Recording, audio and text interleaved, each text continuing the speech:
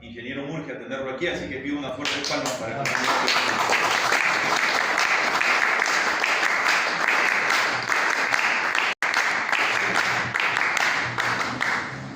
A continuación, desde Lima, tenemos una invitada especial. Ella es la candidata del partido Aprisa más joven, se lanza para diputada con el número 11 y ella es nuestra compañera, pues, la combativa Fabiola Taipo.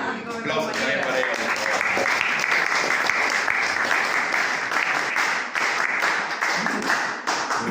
Y bueno, el día de hoy tenemos también una visita especial. Tenemos a un chimbotano en Trujillo. Él es candidato al Senado Nacional con el partido Aprisa Peruano, por supuesto, con el número 28, como podrán ver aquí en el flyer. Y les pido un fortísimo aplauso para el compañero Erasmo Reina Cano.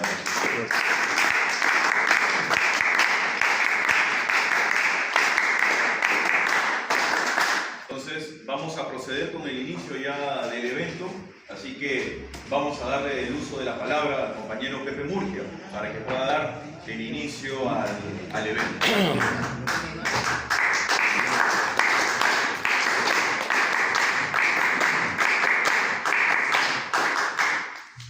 Muy buenas tardes a todos ustedes, compañeros y no compañeros, ¿no?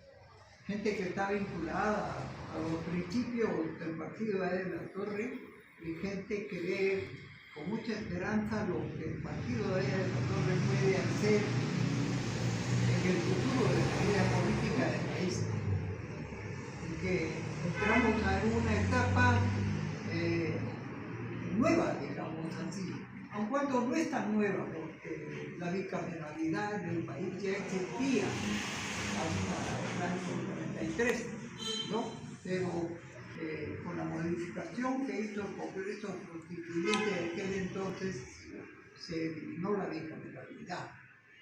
Y hoy día regresamos a la bicameralidad porque el resultado de la unicameralidad definitivamente no ha sido bueno. No ha sido bueno porque no ha producido lo que se pensó que podría producir, leyes más rápidas, leyes que favorezcan y beneficien a la población, y por el contrario, la unicameralidad en los últimos 10 años ha generado una inestabilidad política monumental que es necesario porque el Perú no puede soportar la inestabilidad política que hemos estado viviendo en estos últimos años, donde tenemos cada año un presidente. Entonces, el ACTA es el partido que se compromete por ser un partido centenario, por ser un partido serio, por ser un partido que ha gobernado y ha beneficiado a la población en forma espectacular cuando gobernó el país Alan García. En su segundo gobierno, porque hay que reconocer que el primer gobierno económicamente no estuvo bien manejado, pero en el segundo gobierno el manejo fue espectacular. Espectacular porque la pobreza que estaba en 52% bajó justamente al 20%.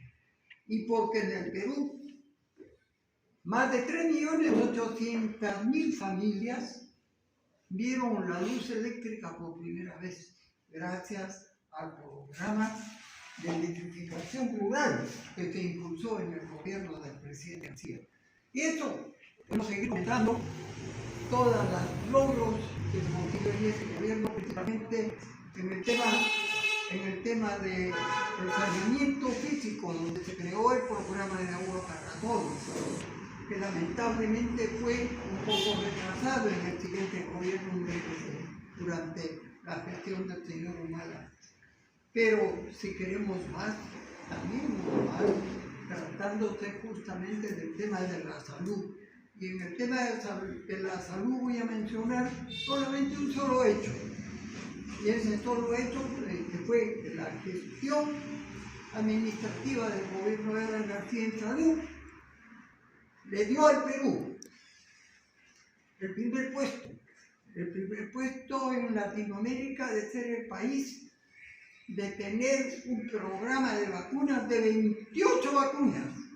Prácticamente lo que se trataba era de cuidado de la salud, desde los recién nacidos hasta justamente la gente mayor, ¿no? Porque 28 protocolos de vacunaciones hoy día son efectivos todos los años para cubrir y defender la salud de la gente que menos tiene. Del hijo de la campesina que está trabajando en los Andes, o del hijo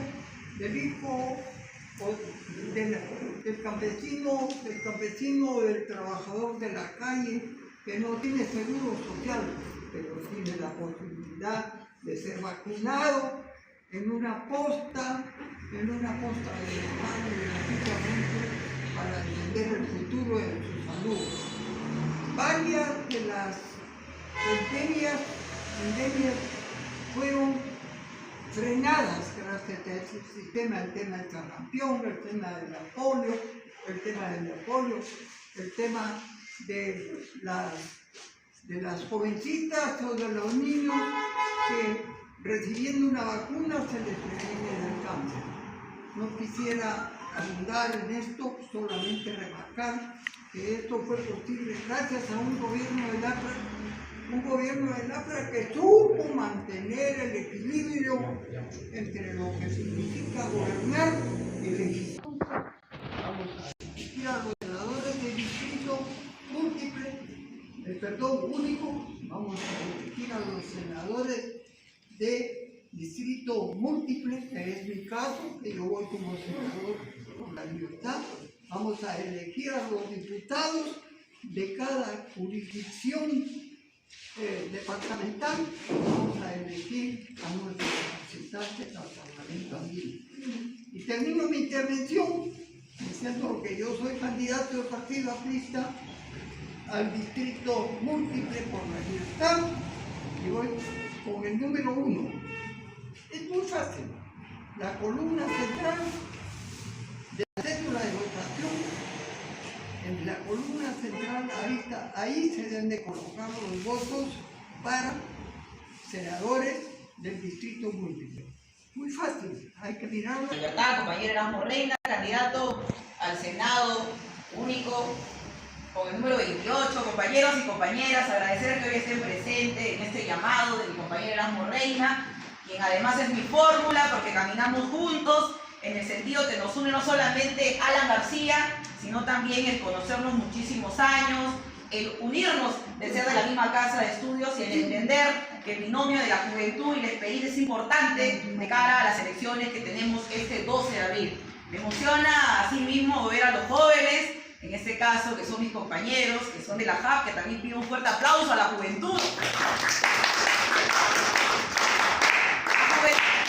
La juventud que va a tener un rol importantísimo porque son alrededor de 7 millones de jóvenes que van a votar este 12 de abril. Y es en esa ruta que en la mañana, viniendo de Chimbote hacia Trujillo, nos emocionaba ver que las encuestas de Datum ya nos ponen la expectativa de cara al Senado con más de un 2%, que significa que el trabajo de las bases está multiplicándose día a día de Lima hacia el norte y así será a nivel nacional, porque este 12 de abril el Partido Aprista vuelve a la escena política, vuelve a ser un tercer gobierno, vuelve a la representación nacional. Y es por eso, compañeros, que sintámonos orgullosos, porque como lo mencionó nuestro compañero Murgia, somos el partido que hizo una revolución, somos el partido que impulsó políticas que más el líder Alan García Pérez en su segundo gobierno, del 2006 al 2011, se consolidaron más de 150.000 obras a favor de los peruanos. Obras que hoy no se hacen porque hay un descuido, porque hay un desmero de los políticos y porque hay un hartazgo profundo de las juventudes y de toda la ciudadanía respecto a hacer política. Había 1.200 trabajadores, hoy se ha triplicado el número de trabajadores y no representa a una eficacia, porque tenemos a señores lamentables, proxenetas, mochasueldos y demás personajes que no representan al pueblo, y es por eso que el Partido Aprista le brinda sus cuadros de experiencia. Mi compañero Pepe Murgia, con 89 años de edad, que va al Senado con esa capacidad, con esa sabiduría, mi compañero Erasmo Reina, quien ha sido ex viceministro de Justicia, ha defendido con lealtad a nuestro compañero presidente Alan García, y en mi caso Fabiola Taipe, que tengo 26 años de edad, hago política desde los 14 años, y mi camino no solamente ha sido desde la FAP, sino también he sido ex dirigente estudiantil, y hoy formando a los jóvenes, no solo en Lima, sino también a nivel nacional, pero represento la voz de la mujer, la voz de los jóvenes y la voz de una renovación con responsabilidad. Y eso es lo que le vamos a dar al país, y es por eso que los invitamos a todos a sumarse a la ola del Partido Aprista Peruano, a sumarse. Pepe Murgia, referente del aprismo, consecuente,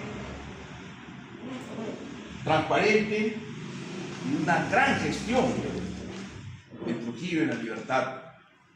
Querida compañera Fabiola Taipe, que nos acompaña desde Lima, representando la voz de la juventud y de la voz de la mujer. Queridos amigos y compañeros, hemos querido venir a Trujillo no solo para rendir homenaje y expresar siempre al jefe ante su epitafio: aquí yace la luz, señala aquel, porque sea su pensamiento el que deba guiar siempre los pasos de toda aprista. Y él es el ejemplo de dedicación con su vida al país, con su vida de dedicación al aprismo. Y hemos querido también venir a la libertad no solamente para recordar lo que ya ha adelantado el compañero Pepe Murgia respecto a lo que ha constituido el segundo gobierno de Alan García, sino que además recordar para aquellos que aún levantan injurias, infamias, calumnias contra Alan García, al punto que inclusive dicen: Alan García está vivo en algún lugar del mundo. Yo tengo que afirmarles, compañeros, que sí, que Alan está vivo, pero en los corazones de los apristas, compañeros, porque cada uno de nosotros lo recuerda con cariño y aprecio, porque él prefirió quitarse la vida antes de caer en las manos de infames que solamente buscaron apresarlo injustamente, compañeros. Así que yo invoco siempre a los apristas y a los compañeros a recordar a Alan García con respeto y como un ejemplo de dignidad para el pueblo aprista, porque a pesar del cerco que en estos tiempos se ha denunciado, del que fue víctima por parte de malos fiscales y malos jueces que buscaron acusarlo injustamente y apresarlo, él prefirió quitarse la vida para no ser burla de quienes fueron tras de él. Pero hay que recordar, como bien indicaba Pepe Murgia, que fue su segundo gobierno, un extraordinario gobierno que significó para el país la reducción de la pobreza, la reducción de la vida infantil, la construcción de 153.000 obras a lo largo y ancho del país, los últimos grandes colegios y centros de salud u hospitales se construyeron durante el gobierno de Alan García. Fue por eso que no le perdonaron, querido compañero Pepe Murgia, querida compañera Fabiola, a Alan García. No le perdonaron tener un exitoso gobierno y porque se proyectaba a tener un tercer gobierno con el voto del país. Pero ese crecimiento, poco a poco y a lo largo del tiempo, ha ido decayendo. Pero lo que más ha decaído es precisamente la institucionalidad y la creencia en los partidos políticos y en la sociedad y en la democracia, queridos compañeros. Y una de las causas precisamente de este declive de la política no solamente es lo que señalaba Fabiola, los mochasueldos, los cortaúñas, los planchacamisas, los mataperros, los comepollos, sino fundamentalmente la corrupción, compañeros. Pero la corrupción que ha sido alimentada fundamentalmente, y acá vengo a denunciar que La Libertad y Trujillo es el epicentro precisamente de lo que vamos a denunciar, que es el crimen organizado violento. Y ustedes lo saben, amigos de la libertad y de la democracia. Crimen organizado violento que le ha significado al país aproximadamente 15.000 millones de dólares anuales. Es decir, los sicarios, los extorsionadores, trata de personas, minería ilegal, han generado o generan anualmente, queridos amigos y compañeros, 15.000 millones de dólares anuales de riquezas. Por eso es que hay la suficiente cantidad de dinero, compañero Pepe Murgia, para corromper a malos policías, para corromper a malos fiscales, para corromper a malos jueces. Es decir, si no cortamos el cordón umbilical de ese dinero, querido compañero Pepe Murgia, cada vez el crimen organizado violento se irá apoderando del país y de la sociedad.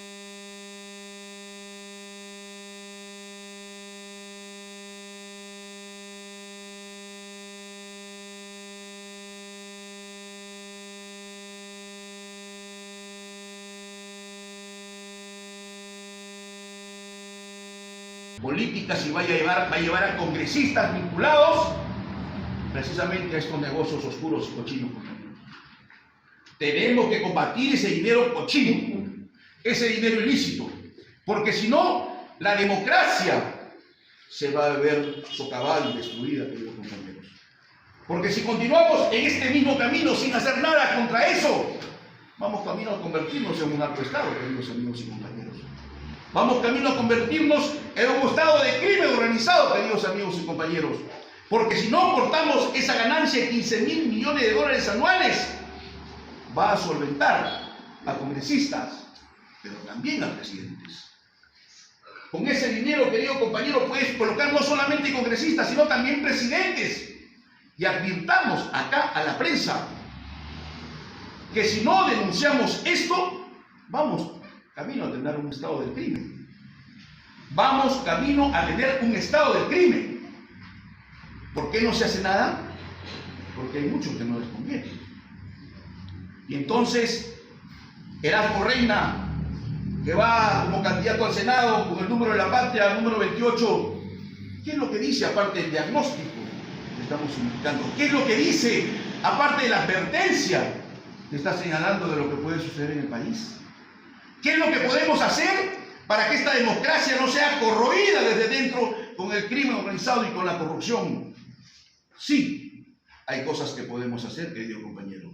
Sí, hay cosas que se pueden hacer de manera inmediata y que si no se hacen, lo haremos nosotros cuando lleguemos al gobierno y al Senado de la República, compañeros. Ese es nuestro compromiso, porque las propuestas son las siguientes. En primer lugar, queridos compañeros, hay que cortar ese dinero. Estamos proponiendo muerte civil, muerte comercial, muerte financiera y muerte registral a todo miembro del crimen organizado. Es decir, si hay un miembro del crimen organizado que pretende formar una empresa, impedido por la ley. Si hay un miembro del crimen organizado que pretende mover dineros en el banco, realizar transferencias financieras, comprar carros o a través de sus familiares formar empresas, comprar carros, inmuebles, sacar préstamos, transferir al extranjero, ingresar a fondos mutuos, impedidos de por vida para hacer eso. Porque algo hay que devolverle de satisfacción a los queridos hermanos que han perdido a tanta gente muerta a manos de estos miserables. Inclusive la libertad es particularmente golpeado por el crimen organizado. Entonces, con esta ley de muerte financiera, bancaria, registral de quienes conforman el crimen organizado, vamos a cortarle el cordón umbilical que alimenta el crimen organizado y que además alimenta la corrupción. Pero, ¿cómo es que vamos a detectar esa ingente cantidad de dinero, querida compañera? Es decir, no solamente basta decir, vamos a promulgar una norma para cortar ese dinero. Ustedes saben que hay una institución, querido compañero Pepe Murgia, que se llama la Unidad de Inteligencia Financiera. Pero la Unidad de Inteligencia Financiera está dedicada a cualquier cosa, menos a perseguir al crimen organizado. Se están fijando en los dineros del político. Muy bien que lo hagan, del político corrupto. Pero ¿quién ha ido tras el dinero del monstruo? ¿Quién ha ido tras el dinero de John Pulpo? ¿Quién ha ido tras el dinero de los injertos? ¿Quién ha ido tras el dinero de todos los miembros del crimen organizado? Nadie, compañeros. ¿Qué hace la UDF? Nosotros vamos a proponer que de llegar el gobierno aprista o de llegar al Senado, fortalezcamos y establezcamos una unidad de inteligencia financiera contra el crimen organizado violento, para que de manera sistémica, con información de todas las instituciones públicas de este país y del extranjero, podamos tener información, querido amigo periodista, para ir tras ese dinero y aplicar la ley de muerte financiera, comercial y registrada. Eso es lo que tenemos que hacer de manera inmediata. ¿Por qué no se hace? Porque no se quiere combatir el crimen. ¿Por qué no se hace? Porque no se quiere cortar las alas a la corrupción, compañeros. Por eso yo también hago acá una invocación, mencionando para que ustedes reflexionen conmigo y reflexionen con nosotros, los amigos periodistas. La pregunta es, ¿desde cuándo el crimen organizado en la libertad ha comenzado a crecer? Revisen los años, autoridades. Desde que Alianza por el Progreso es gobierno municipal y gobierno regional, el crimen organizado ha crecido en Trujillo en la libertad. Y eso hay que denunciarlo, porque no podemos permitir que por negligencia, o por compadrazgo, o por corrupción, tengamos la amenaza de que Alianza por el Progreso quiera conducir los destinos del país. ¡Ay, mi país! Con lo que le puede pasar en caso de llegar a gobernar Acuña. ¿Quieren que le pase al país lo mismo que le ha pasado a Trujillo en la libertad? Oiga, hay que ser realmente un tonto, torpe, cómplice para permitir eso. Así que tenemos que combatir día a día a estos adversarios de la democracia, a estos compadres de la corrupción, a estos permisibles del crimen organizado violento. Todo aprista tiene que combatir en la calle, en cada tribuna, en cada escenario, en cada puesto de kiosco. Hay que denunciar estos hechos, queridos jóvenes compañeros, y evitar que APP conduzca los destinos del país. Porque está de por medio, querido compañero Pepe Murgia, la democracia misma. Si queremos un país que sea posible en 10, 15, 20 o 30 años, si queremos un país que siga creciendo, si queremos una sociedad que valore los principios de la libertad, del desarrollo, de la economía, de los derechos humanos y en la que se combate el crimen, no permitamos que aquellos que han permitido que el crimen organizado violento crezca sean gobierno nacional. Basta con que hayan destruido la institucionalidad en la libertad y en Trujillo. Pero eso no puede pasar en nuestro país. Eso no puede pasar en nuestro país, queridos amigos. De tal manera que hay que combatirlos. Hay que combatir el crimen organizado, pero también a aquellos que lo han permitido, queridos compañeros. Otra propuesta que también quiero mencionarles.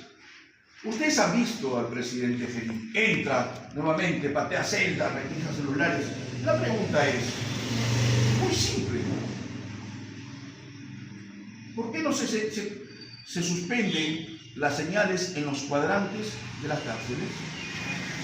Ustedes saben que cada penal está ubicado, telefónicamente hablando, en señales en cuadrantes de comunicación.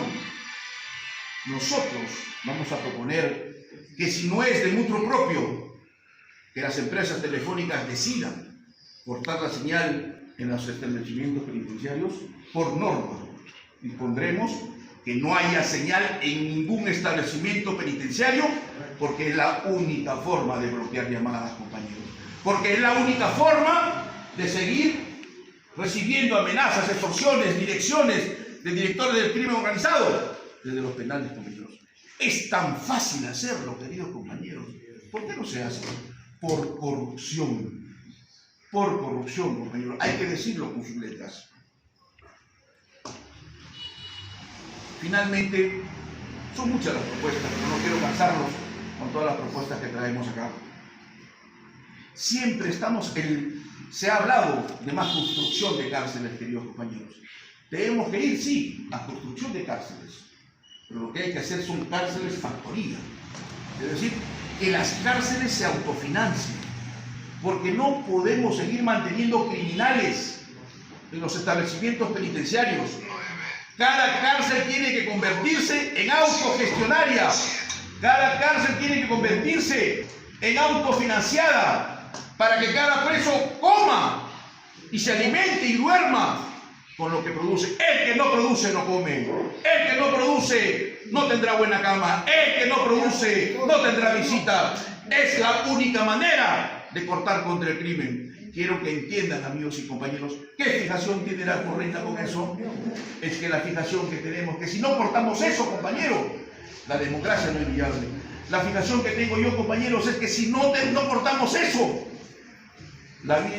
Obviamente, por supuesto, al compañero Pepe Murcia, que va para el Senado regional. ¿Usted algún periodista quiere iniciar con una pregunta? Señor Ramón Reina, muy buenas tardes, bienvenido a Trujillo. Somos cachipotano, ¿no? Chimbote en su momento fue la ciudad del empuje pesquero, pero también por ahí pasaba el narcotráfico en su momento. Le quería comentar, porque escuchamos hablar atentamente también a Fabiola Taype, muy entusiasmada, justamente por el tema de llegar al Senado y de las encuestas. El día de hoy el Grupo Comercio, o el Comercio, sacó una encuesta donde lo coloca a Enrique Valderrama en el 11º puesto con 1.8, ¿no? Eso, teóricamente y matemáticamente, al APRA no le alcanzaría para llegar a pasar la valla. Eso por un lado, sus impresiones sobre ese tema. Y sobre el tema de la seguridad, las cárceles, es una temática muy prostituida con respecto a Trujillo. En tema de campaña, básicamente porque casi todo lo que están tocando esa fórmula. Y sabemos bien, y usted como abogado, que así es ministro, el saber de que presentar una iniciativa en el Congreso a través de diputados para que luego pase cierto filtro y sea aprobado y pase al Senado, va a demorar un cierto tiempo en cuanto a las discusiones. Y dos, una vez aprobado, modificar todo un tema penal, ¿sí?, del Código Penal para poder ser aplicada. Eso, en términos concretos, cuánto nos va a tomar el tiempo. Y lo último, en el tema de cárceles, el gran problema de las cárceles es el tema de las llamadas. Le digo yo con experiencia de causa, porque asistí en varias reyertas que hubo desde fuera, obviamente, y tenían ese problema porque se comunicaban en el momento del acto de las reyertas de adentro hacia afuera. Era increíble. El tema es porque las cárceles en su momento estaban ubicadas en lugares alejados, como la del Mirador que teníamos. No había población de zona conurbana. El gran problema es que ahora hay casas cerca, o sea, a 1 metro, 2 metros del penal. Entonces, ¿no será mejor construir una cárcel en lugares más lejanos y a la vez sacar una ley en la cual no se permita construir casas ni viviendas de ningún tipo cercanas a los penales, para que el tema del plan cuadrante que usted comunica pueda surgir efecto, ¿no? Entonces, en base a lo que le he comentado, ¿qué impresiones me puede dar justamente? En primer lugar, señalar que siempre vemos con respeto y como un referente las encuestas. Datum no es necesariamente para nosotros una encuestadora, digamos, que nos traiga gratos recuerdos. Fueron ellos los que querellaron al expresidente García cuando Alan García les recordó que habían, conjuntamente con muchos apoyos, recibido dinero de los campesinos. Bueno, sin embargo, vemos con optimismo, porque en principio Enrique Valderrama está haciéndose conocer muy activamente. Está apareciendo ya. Está haciendo visitas a diferentes lugares del país, está siendo recibido con mucho entusiasmo. Igualmente los candidatos del APRA, recordar, amigo periodista, que el APRA no está en gobierno nacional desde el año 2011, no está en gobiernos regionales desde el año 2019, si mal no recuerdo, y en general no estamos, digamos, en gobierno nacional y los subnacionales desde hace muchos años, de tal manera que es este trabajo que ahora realizamos, los candidatos al Senado Nacional, nuestro candidato a la presidencia y nuestros candidatos en las regiones correspondientes en Lima o en La Libertad, están mostrando resultados y rápidamente, porque si usted, mire, analiza la encuesta desde el punto de vista en porcentaje, lo que se ha crecido es realmente muy significativo, porque si usted advierte, si no aparecíamos hace 20 días para el Senado en esa encuesta, hoy aparecemos con 2.5, en 20 días vamos a aparecer con 5%, así que vemos con mucho optimismo, finalmente, a pesar que no sea santo de nuestra devoción, la empresa DACU, pero está dando resultados para el aprismo, caminar y exponer sus planes de gobierno o las propuestas legislativas que estamos efectuando, ¿no? En segundo lugar, quiero mencionar lo siguiente. De hecho, no hay una propuesta única que salve al país del crimen organizado. Tiene que ser un trabajo sistémico. ¿Qué significa esto? Muchos trabajos, muchos trabajos.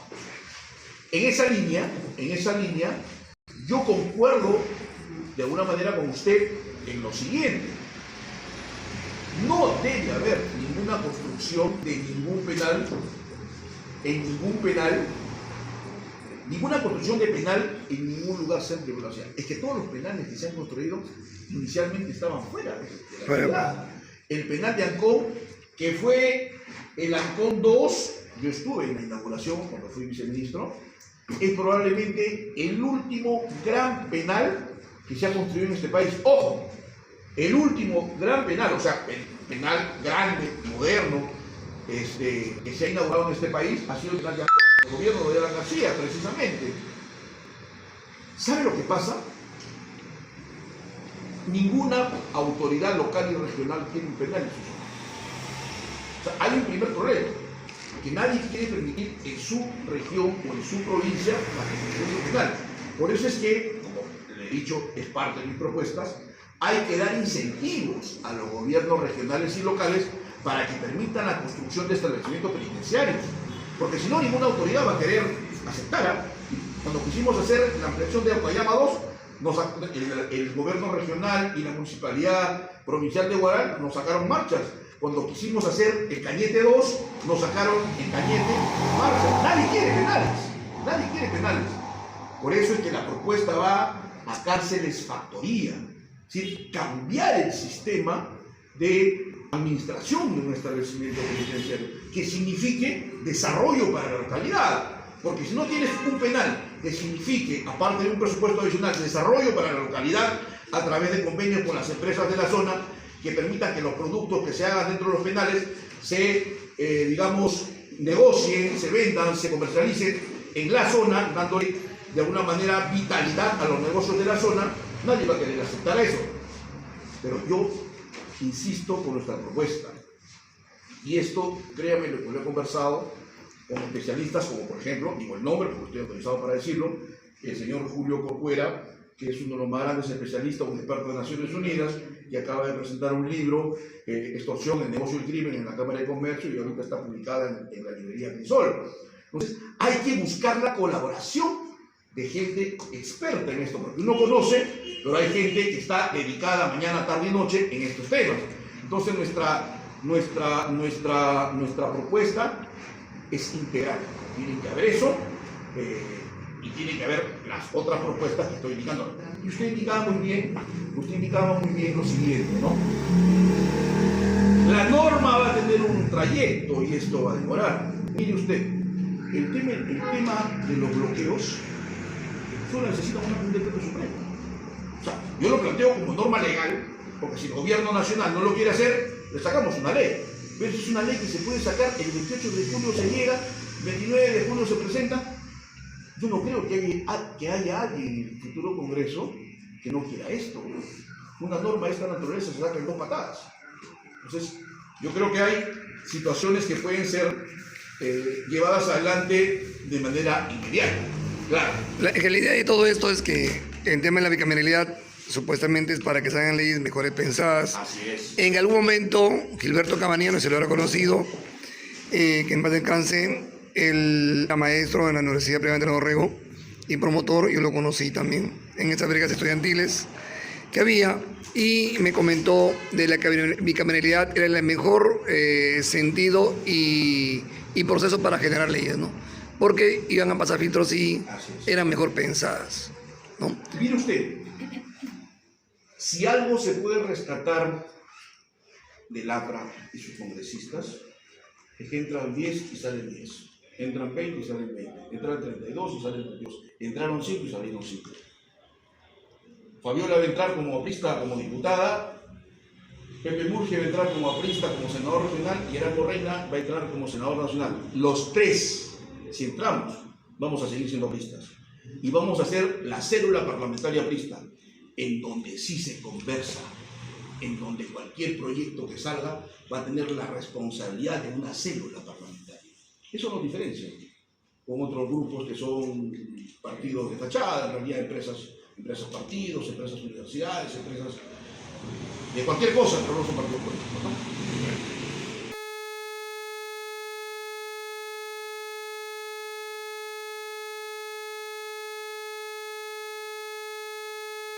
Al país casi el 1.2% del PBI, y las ganancias ilícitas son de casi 15.000 millones de dólares anuales.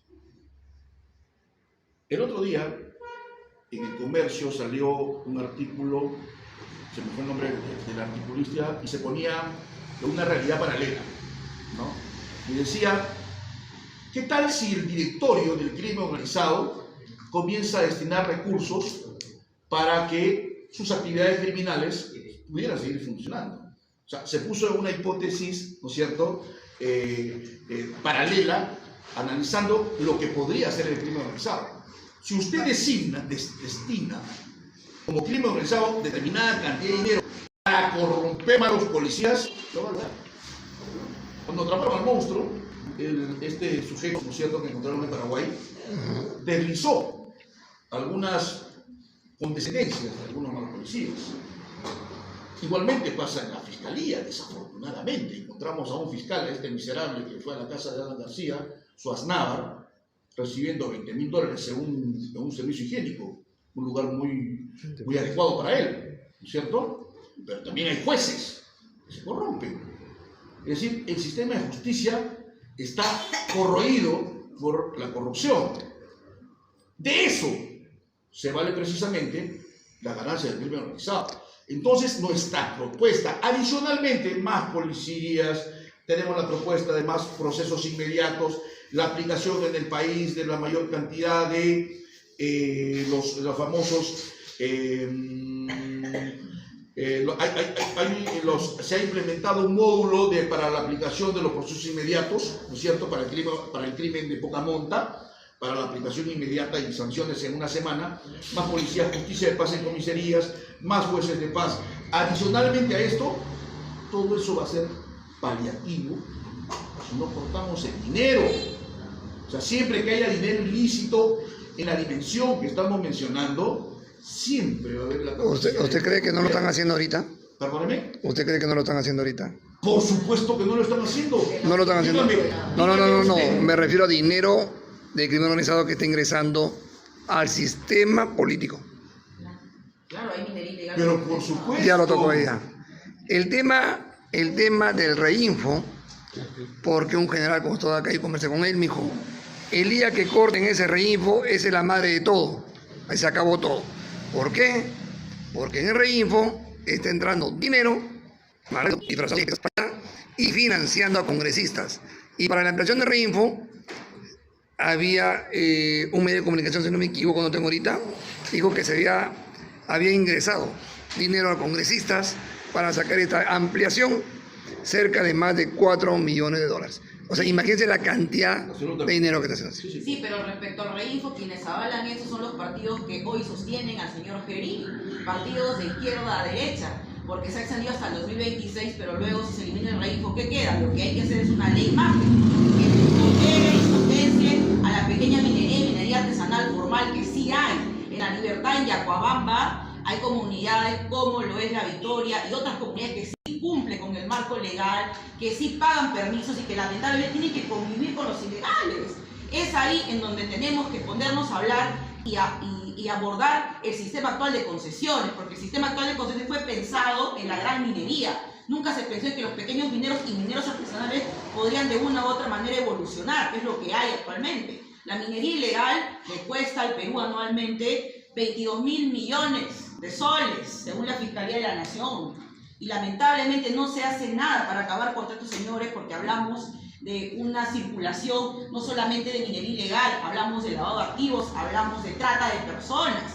Y hoy Patás Distrito es uno de los lugares en donde hay más homicidios. Los distritos con más homicidios en el Perú son distritos mineros.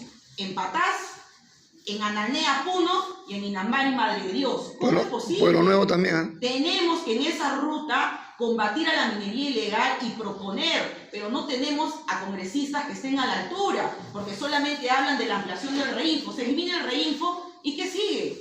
Se supone que se tiene que acabar la burocracia y tenemos que generar un marco que empodere a los que sí quieren transitar a la legalidad, pero finalmente a los que hacen minería con sostenibilidad. En el Perú hay pequeña minería y minería artesanal que funge en activar las economías legales, como por ejemplo es Pepas de Oro en Pampamarca, Purímac, como es la Comunidad de la Victoria en Yacuabamba, como lo es por ejemplo la Asociación Amatafe en Madre de Dios, y como son empresas que finalmente generan productividad, generan este alcance y que finalmente demuestran que sí se puede hacer pequeña minería y minería artesanal. Lo que hay que combatir son a los ilegales. Hay que generar un marco normativo y hay que decirle a todos esos políticos que hoy son financiados por estos señores que este 12 de abril le diremos no, porque esos son los lamentables, como es el partido Somos Perú, como lo es APP, como lo es Podemos Perú, como lo es Fuerza Popular. Entonces a ellos hay que exigirles, hay que emplazarlos y hay que debatir, y eso lo haremos en el curso de esta Yo te semana. invito a que cheques la República. Ahí tiene un informe de la ruta del dinero de la minería informal e ilegal, a dónde llega y cómo sale. Eso Con es otra lo que forma. compartirías, a eso vamos a ir.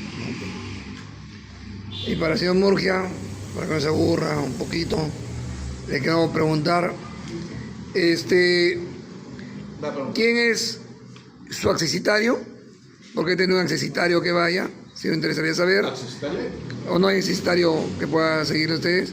Si no hay, si me equivoco me corrige. Y lo otro, ¿qué planes tiene usted como senador? ¿Qué tipo de leyes piensa aprobar y dar su respaldo?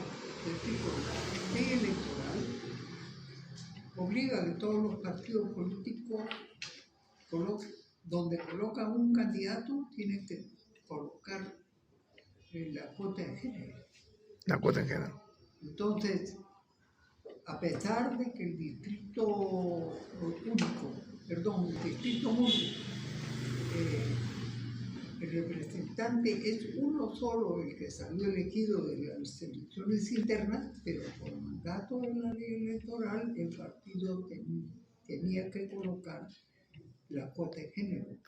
Y en el caso de la Libertad, la cuota de género ha sido asignada a la compañera Olga Crivieros, que es el tercer lugar.